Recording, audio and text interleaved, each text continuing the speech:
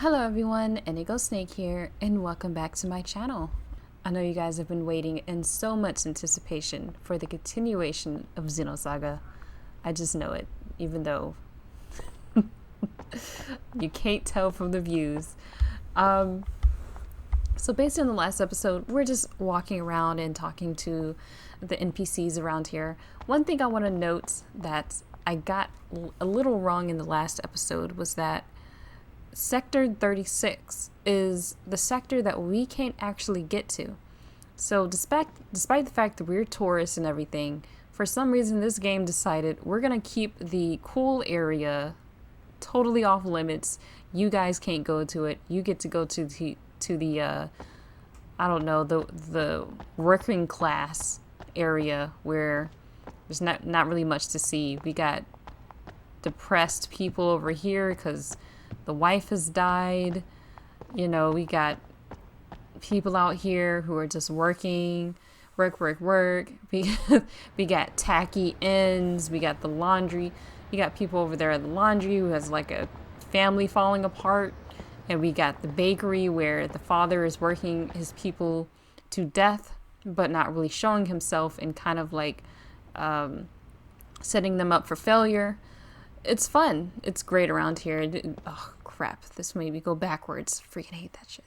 All right. So, and on the last episode, we discovered a new segment file or a new, decoder or something like that. So let's refresh our memories here. I forgot what it was. All right. So we got 8. It's on Elsa Corridor B25. Okay. So I would like to know, I know Elsa is the next place we need to go to. Okay, so in order to use this EVS thing, you gotta go to the UMN option. Okay. Sorry, we don't need to go to these places then. Alright. So we can go to Elsa right now. It's on in the basement. I think I know where this door is. We can go there now, actually. I think that is the next place we need to go to continue the story. As far as I know, we've looked around. We've looked plenty around here. So let's leave the area and let's head off to Elsa. Alright, so we're on the launch pad. I don't think I've actually shown you this place before. This port is exclusively for departures and arrivals of shuttles between the Durandal and the Foundation. Why, thank you very much, NPC. And that's all she's useful for, telling us what we're doing, what this place is. Beyond this launch, this is the Durandal. It's like a fairy tale castle. Isn't it wonderful? I guess. I mean, sure. I guess if you haven't been there, I guess it's kind of cool. I came here from the 2nd Militia as a maintenance engineer for the environmental bug when the Foundation was being built. Even after the construction was over, I remained on the Foundation. This is a great place, and everyone here enjoys life. Nice. This is a great place. Everyone enjoys life. You want to live in a place where people are enjoying life. That's where it's at. So, and by the way, he mentioned he's from 2nd Militia. I think that is where we're headed to. I came here from 2nd Militia, okay. And then he just stayed here. This is just much better than 2nd Militia, apparently. 2nd Militia must not have people who enjoy life. Before coming here, both she and I were shunned by society. I can understand that they felt threatened by people with special powers, but we never had any intentions to use our powers against them. Yeah, this is what this place is known for. There is something called the Recycling Act. They're not going to go too much into it in this entire game, so it's fine if I say something here. The Recycling Act is one of the reasons why Ziggy is the way he is, right? If you watch the anime, they might talk about it, but they don't really go too much into it in the anime. Just they touch on it a little bit, and yeah, the Recycling Act created a lot of strange people. So, and you'll find we could call them mutants. Really, you can just call them mutants. This is like X-Men mutants, and they're pretty much shunned by society, which is weird to me because this is the same society that has people like Realians. That's pretty commonplace to see. KOS-MOS is not actually a commonplace thing. And, you know, it's a futuristic world, so you would think people wouldn't be that crazy about it, but they are. It's very weird. Like, I don't know, this is the future, and we're still having this issue of shunning people. Like, this is still a thing humans do. It's really sad and depressing that we haven't moved past that. The Life Recycling Act gave rise to many people with abnormal powers. Yep, there she is saying it. These people became the target of persecution and discrimination because of their abilities, outer appearances, and the air about them were a little different. Their air about them was different. I don't understand what that means, but okay. Normal people were probably afraid of the possibility that they could eventually be ruled by these people. Oh. I don't see that happening, though. How many of these people are out there? Alright, I'm trying to talk to the woman again.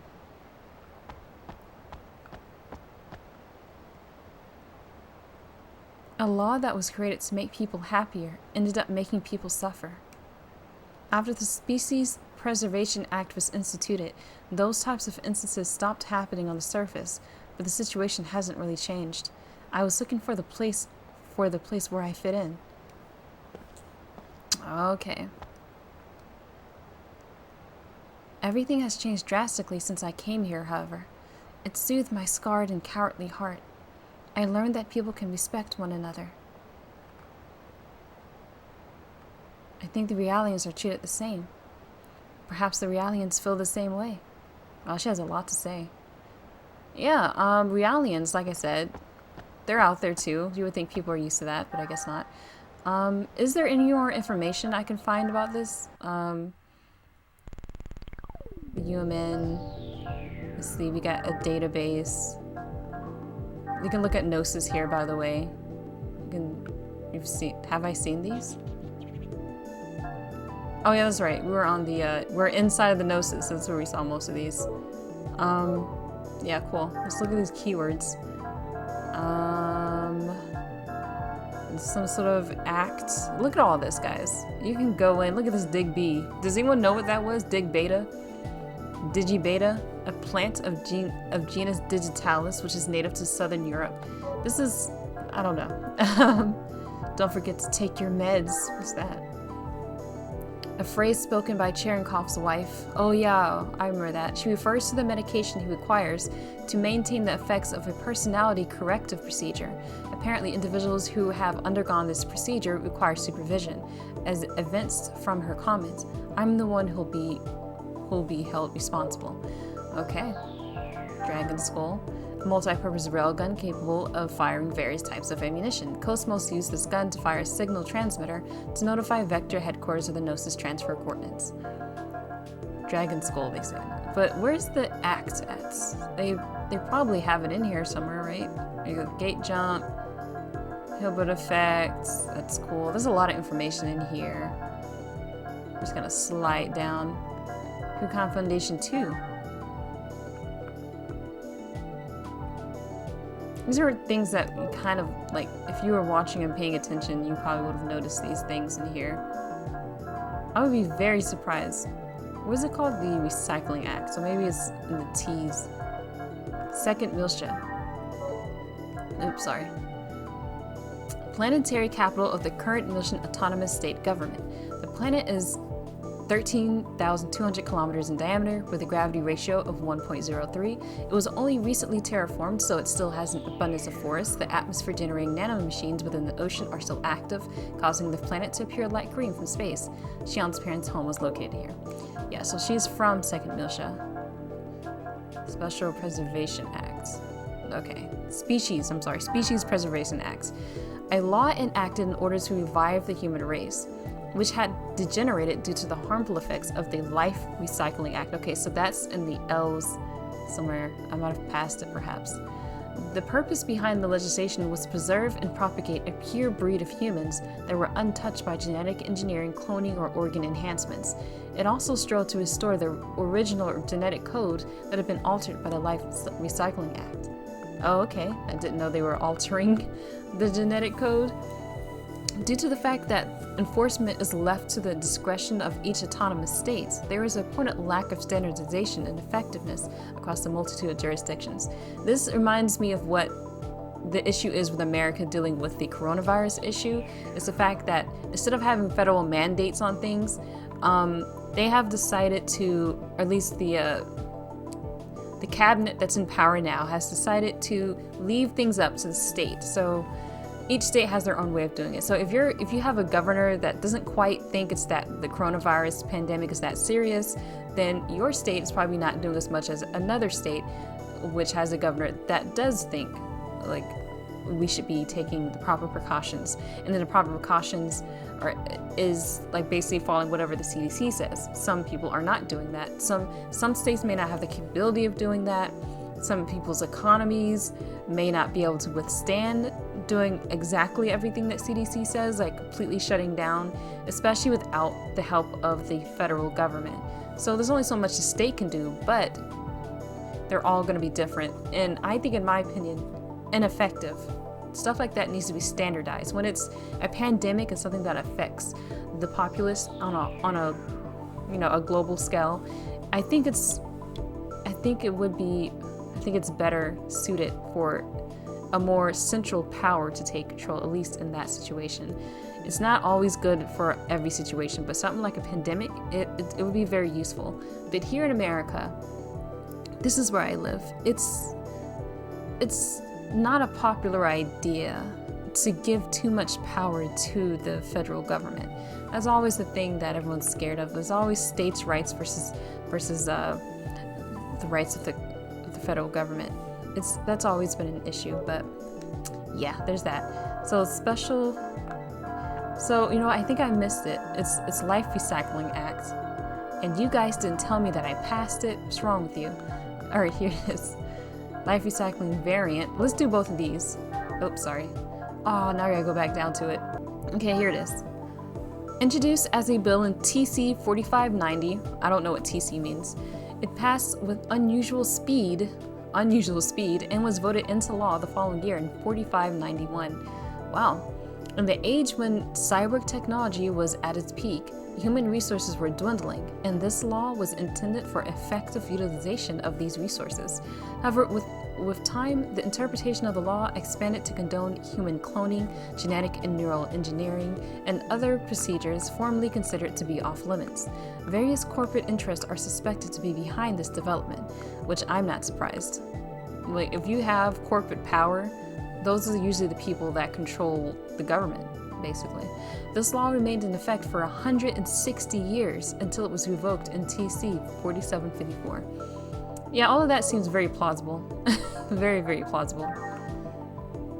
A term which encompasses individuals or their descendants who have had their DNA, neural structure, or other biological components heavily modified. Some may display extraordinary physical abilities or superhuman powers depending on the level of modification, but on the other hand, may suffer from adverse mental effects. In the case of Cherenkov, he was part of a super soldier program developed by a certain branch of the military, whatever that is.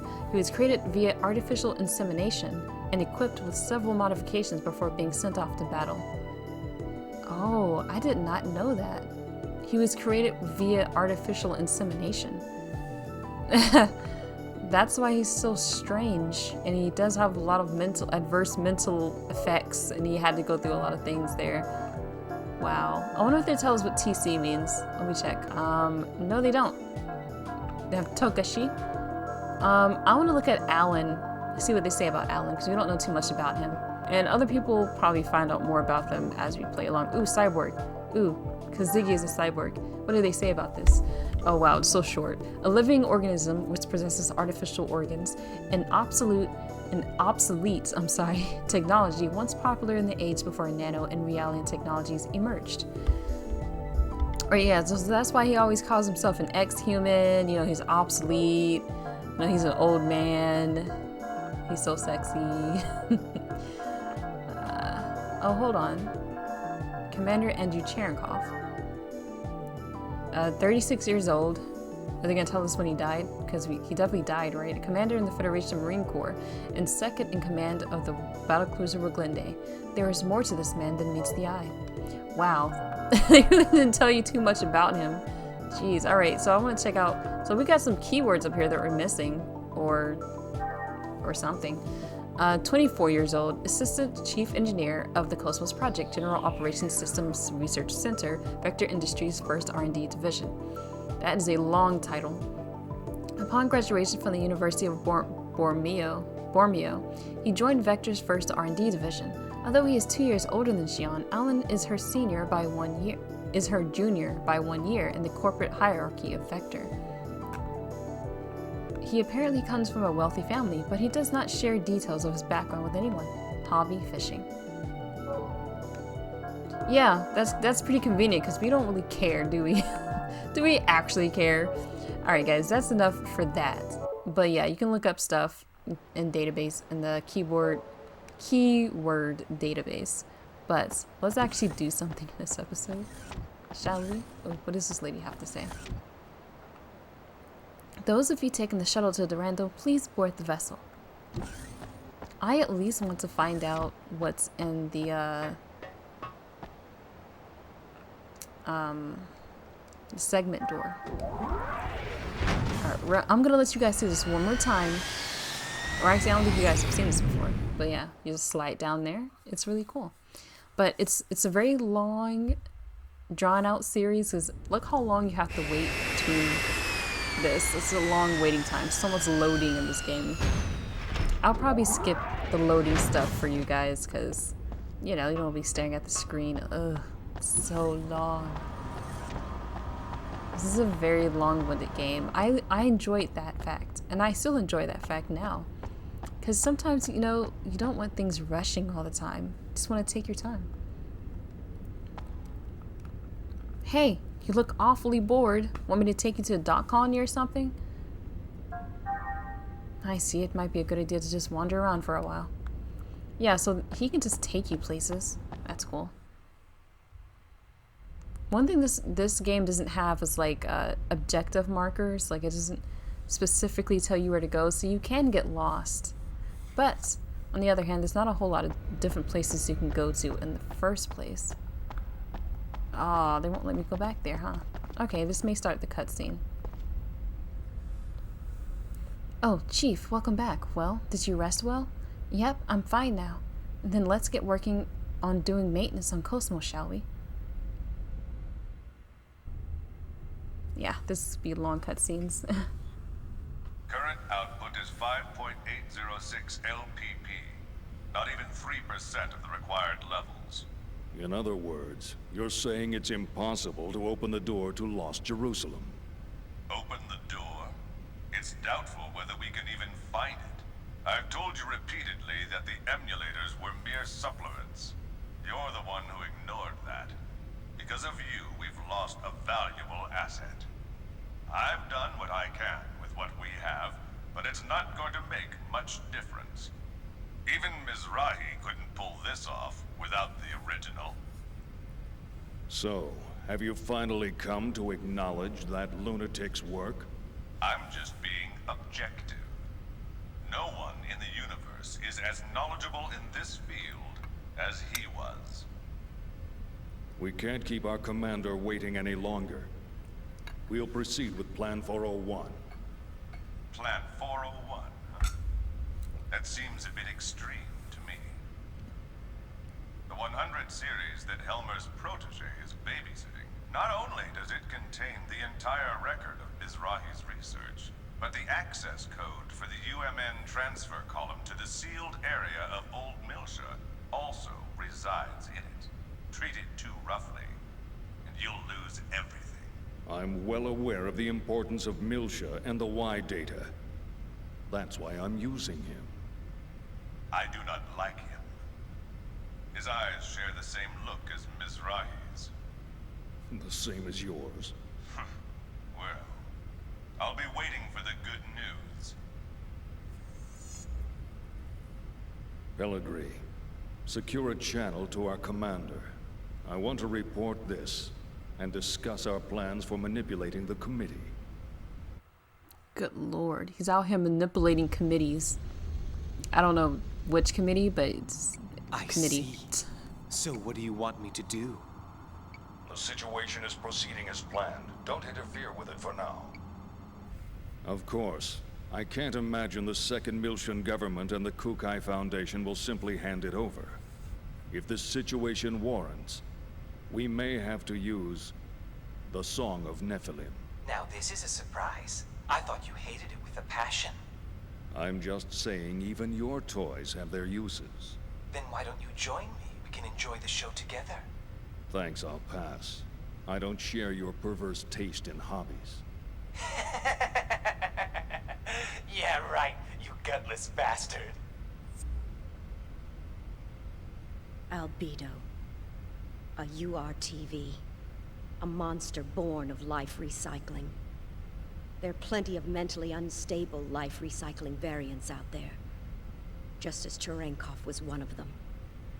If he starts getting impatient and moves on his own... You needn't worry about that. Time means nothing to him. The only thing that interests him is that Realian. Are you really going to use the Song of Nephilim?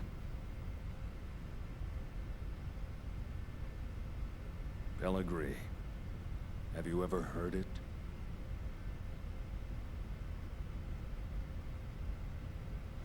That song draws everything unto madness.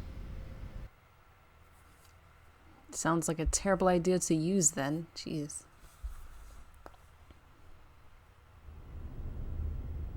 So yeah, they mentioned the life recycling variants. Cherenkov is one. Good thing I looked at this stuff for you guys. Game explains stuff better than I can.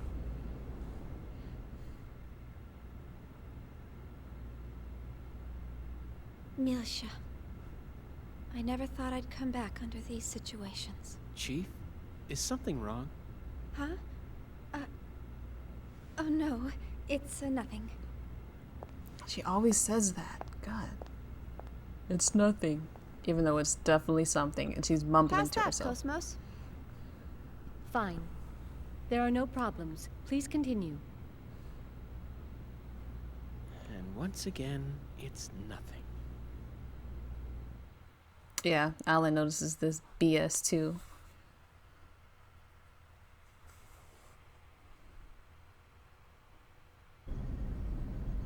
We will soon be entering the Miltian star system. We will be entering orbit at 1400 hours local time. Second Miltia Spaceport Flight Control, transmitting flight plan, requesting permission to dock. Hey, Momo. Yes? What is it? We'll be going our separate ways once we get to Second Miltia, right? Yes? I don't know if Realians believe in carrying charms or not, but... Here, take this. It's for luck. It's so pretty. What is it? It's a bullet from a long time ago. Look. It's got a good luck phrase on it. Sayonara, baby!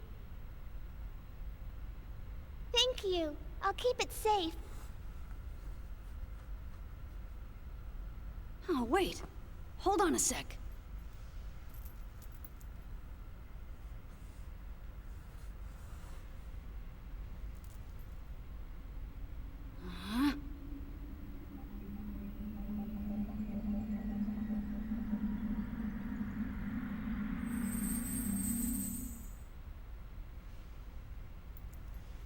There we go. Try it on. Wow! You can do things like that too? That's wonderful. It kind of tires me out a bit, though. I don't know what that was. Can he just like burn metal into metal or something? What a strange welcome. I don't know. Are they escorting us in this time? They're blocking the way? This is no welcome.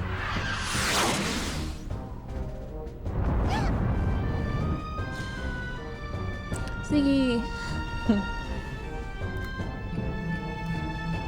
Confirm photon torpedo detonation in immediate vicinity. We're being surrounded by a fleet of Federation vessels.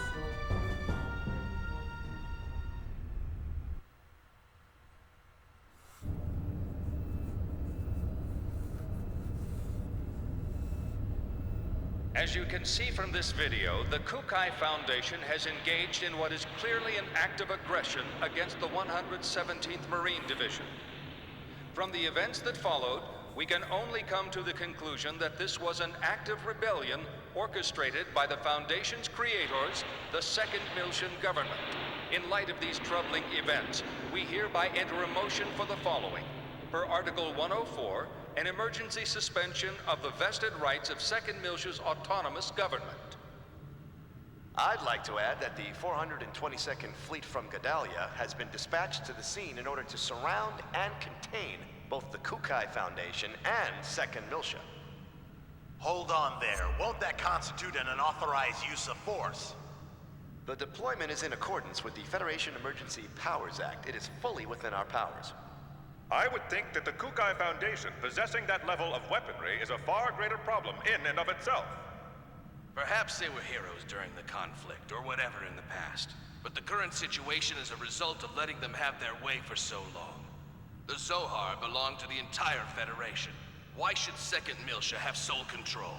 The decision to turn the artifacts of old Miltia over to an impartial third party was decided by vote 14 years ago. We're talking about the dangers of it being monopolized by a corporation. The Kukai Foundation was converted after the completion of the post-war cleanup and their own disarmament. Since taking on their current name and converting to a business, their primary source of income has become entertainment and tourism.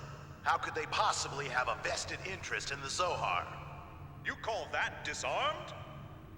It's just enough for self-defense. Think back to the reason the organization was formed.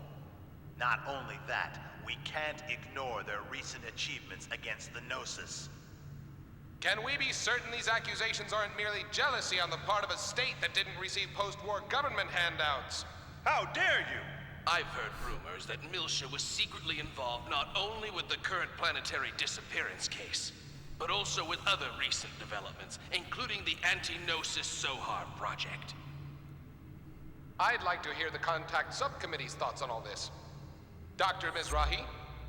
We moved the 100 series Realian to Second Miltia in accordance with the original plan. We're following the protocols.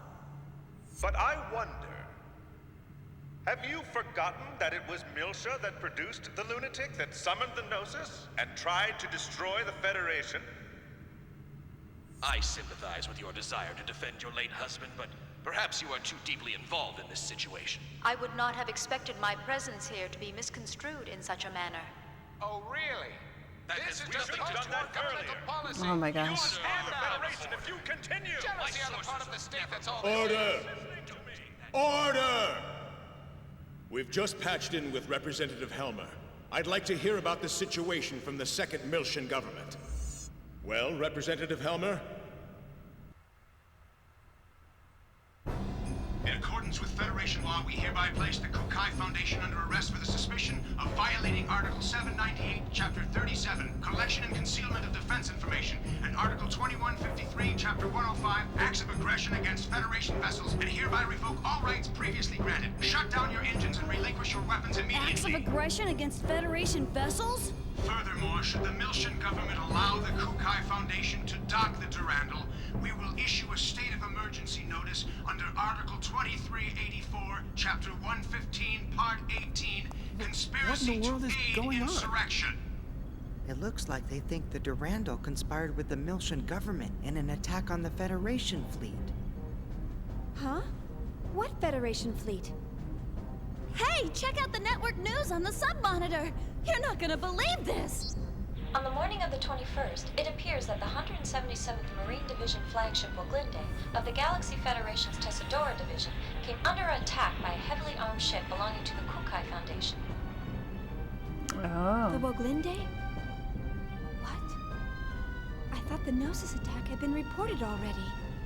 The company has been identified as operating in conjunction with the Second Miltian government, and considerations for the possibility of treason have forced the Federation Parliament to dispatch... They did a good job doctoring that video. But how did they synchronize the battle coordinates as well? Damn! That's from when we fought the U.R.T.V organization. Those bastards were recording it. I see. That would explain how the absolute coordinates match. I guess that's their indisputable proof. Even I'm starting to think that we did it. Considering the situation, you don't sound very worried. In any event, this is confirmation that the remnants of the U.T.V organization have infiltrated both the Federation government and the military. Which means their next target is...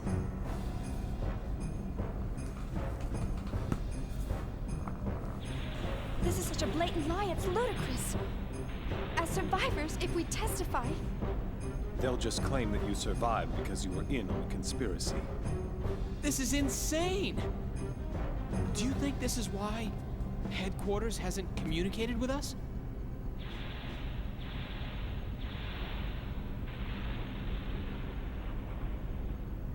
Yeah, I agree with Ziggy. They're way too calm. Like, Gaiden's way too calm about this.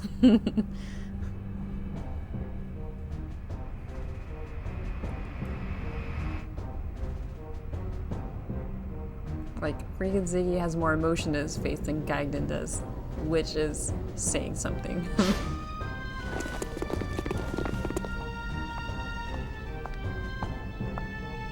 I am Captain Lapis Roman of the Galaxy Federation Special Ops Command Headquarters, Intelligence Bureau.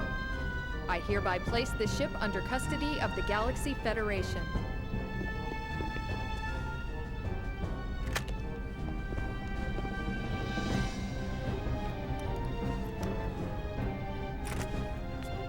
I understand you're from the Woglinde.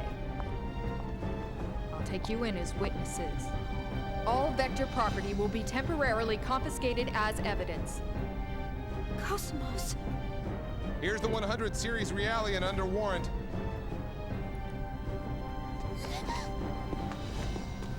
Hey, don't hurt her! Ugh. Detain them in a single room and watch them carefully. All of them? Splitting them up will only serve to underman our guard posts. Investigate as much of the ship as possible before we rendezvous with the others. Yes, ma'am. Guinan Kukai, you are hereby under arrest for suspicion of treason against the Galaxy Federation. Come with me. As you wish.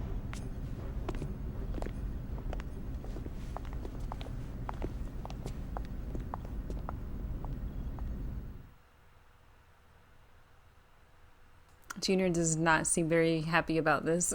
Gaiden is all like, as you wish. It's all orchestrated too well. Huh? The fleet deployment came too quickly. They must have been prepared to ensure that Momo would return to them, regardless of what happened. Or perhaps ensnaring 2nd Miltia was part of their plan from the very beginning. As a neutral territory, 2nd Miltia was invested with a whole bunch of rights and legal privileges after the Miltian conflict. There are a whole lot of folks who still have problems with that. Even outside of the U.T.V organization. The asteroid where Momo was imprisoned. I wondered where the information about that place came from. Now it seems like it was all part of the plan from the very beginning. Do you mean from when Mommy sent you to rescue me? You don't think there are U.T.V members within the subcommittee itself? It's not inconceivable. Perhaps it was the very person who arranged for Momo's rescue, Dr. Yuri Mizrahi herself. No! Mommy would never do something like that! Alan? Sorry. Aw, Momo's all like, no, Mommy is a nice person, no, Daddy's nice. Everyone's like, they're crazy, they're part of the U.T.V organization. She's such an innocent child. Open it.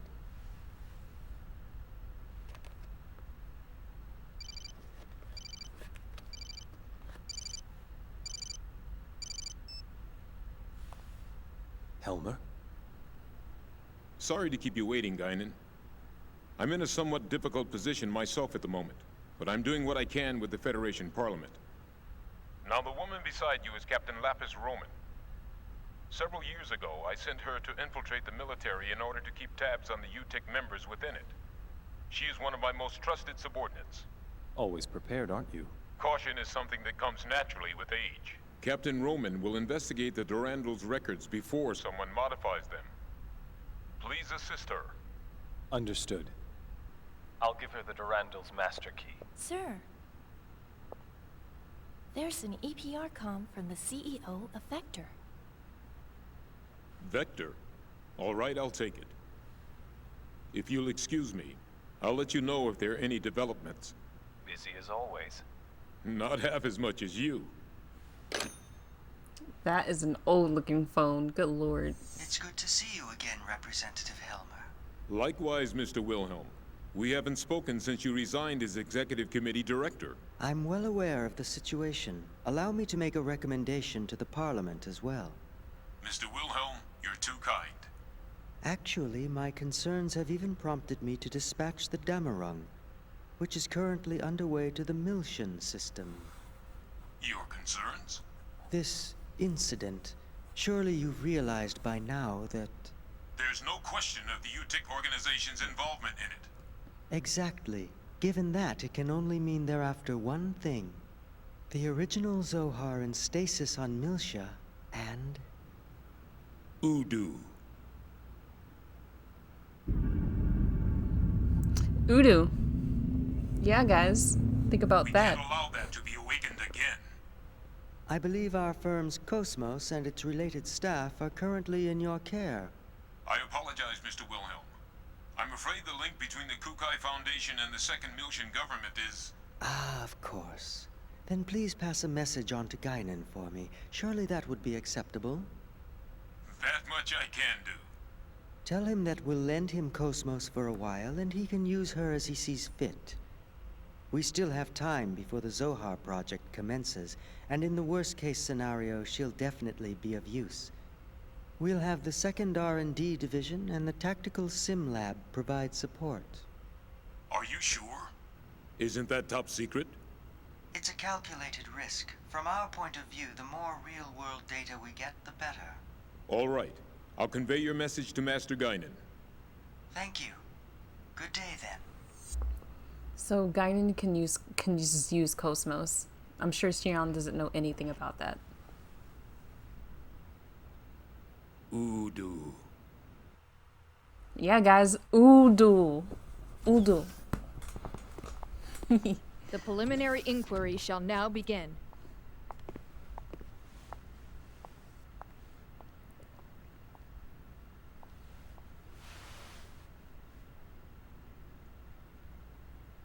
I am an agent working for Representative Helmer of the Second Milshan Parliament. He's also with us. We can go into detail later, but for now I'll just debrief you on the current situation.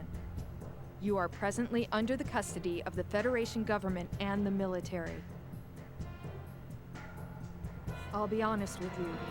The way things are now, within a few hours, she'll be turned over to anti-Milshan forces. Specifically, the U.T.C. organization. Soon after, the Second Milshan government will be stripped of all its authority.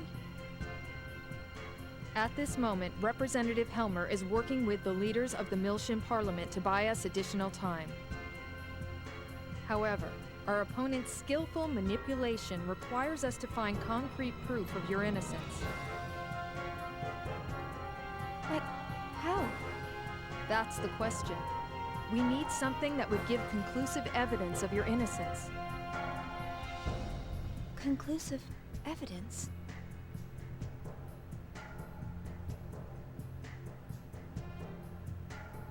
What about the Woglinde's black box? We've already recovered that. Unfortunately, sometime after the final gate out, it was modified to be exactly the same as the video recording down to the time access. Not to mention, I shot up the database on that U.T.C. battleship. What about the Durandal's database? A record of the battle against the U.T.C. should still be there. Can't we use that to prove our innocence? Is that a standard database? Yeah. Is that a problem? Yes. Standard databases are too easily modified. I'm not certain how reliable they would be as evidence. If we had something that even the owner couldn't change, say a system with a AAA class encryption, then maybe. What? AAA? You don't find systems with that kind of protection just lying around? For something like that, you need the Federation government's mother frame, or the UMN operating system. We... What? We have one. Oh, KOS-MOS. KOS-MOS? Yes. KOS-MOS database has a recording of the battle against the Gnosis on board the Woglinde. If we enter that as evidence... Yeah, but in order to copy the record, we need the keys from both the Federation government and headquarters. By diving into the encephalon and experiencing the record ourselves, we can make a copy through the connection gear. But that's impossible without the dive equipment. How about the service module's simple dive unit? You've got to be kidding. Besides, that's a violation of protocol. We don't have any other choice, do we? Oh, I am so sick and tired of protocol. But... The real question is, how do we get to KOS-MOS?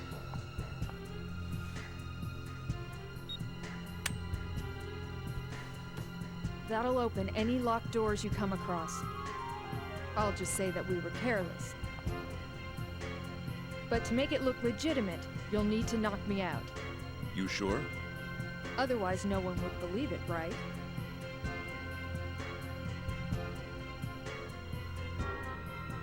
You have a point. Go easy on me, okay?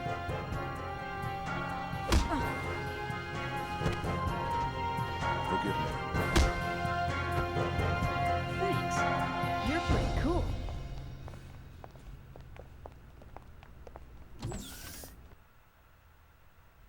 Oh, battle time. It's been a while. Ziggy looking sexy as always. Let's leave this to me. It's sad that, you know, Ziggy had to do that. But anyways, I forgot what I was gonna say, but yeah, KOS-MOS has a AAA, like, memory box. The fudge, guys. But I think right now, I'm gonna stop it right here, because that was a lot of cutscenes. And actually, let's just do this battle. It shouldn't take too long. Let's freaking do this shit. Wait, I can do Angel Wings? Right, do this shit. It's been a while since I've fought anybody.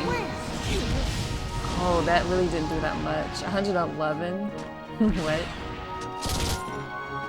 Why is it only chaos out here anyways?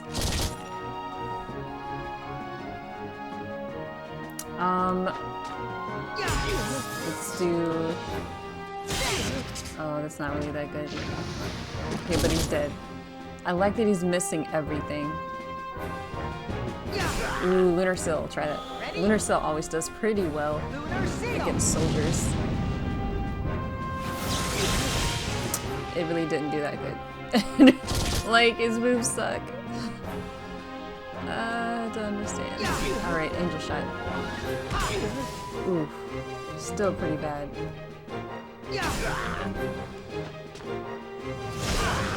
Wow, that was the move I should have done. Come on, everyone, we still have a long ways to go.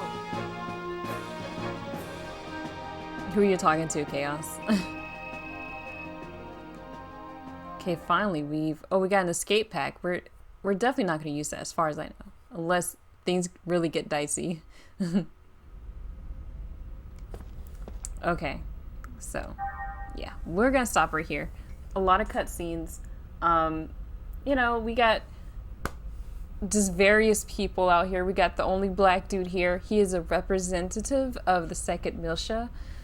I guess Second Militia has a whole parliament because he's like, oh, I'm talking with the parliament members. So they got a whole government going on. And apparently Second Militia has a lot of, like, at least governmental powers because I guess they are like a third party. Like, they have control of the Zohars.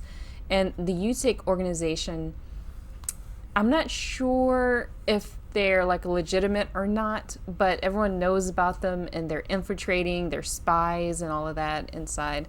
So, and we know that because earlier, the dude talking to Albedo, that guy with the weird haircut and the hair color and everything, that's the U.T.I.C. organization basically. And they really want Momo. because and they want the Y data, he said, and they want the original Zohar, and everyone knows that they want that. So basically, and they're basically here to just set the plan, whether the plan is the master plan, into motion. And part of that is taking stripping powers away from Second Militia, which is, by the way, the place we're still trying to travel to right now. So we need to get to KOS-MOS because she has the evidence that we need. Gagnon is so chill. Like, I actually have no reason, I have no idea why he would be, that's just how he is. Because there's no way he would have known that Helmer had like an inside woman, whatever her name is, Lapis. There's no way he knew about that. He's just a calm, cold, collected dude. That's all we know about him. Junior, not so much. So on the next episode, we will continue it from there, hopefully learning a little bit more about this crazy story. Like, don't worry if you're not fully understanding what's happening. At this point, you know, I was barely understanding what was happening. Like, I literally had to play this game quite a few times to understand things. And half the like stuff they're talking to each other, like, this is all happening very fast and it's a lot of information all at once. And you really won't understand much of it until you've played all 3 of the games and then play the first game over again and realize, oh, okay, these are things that they're referencing in the first game that don't come into fruition until the second or third game. So it's one of those things, guys. But it is all contained in these 3 games.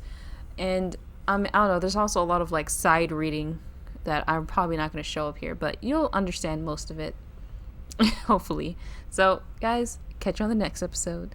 Bye-bye.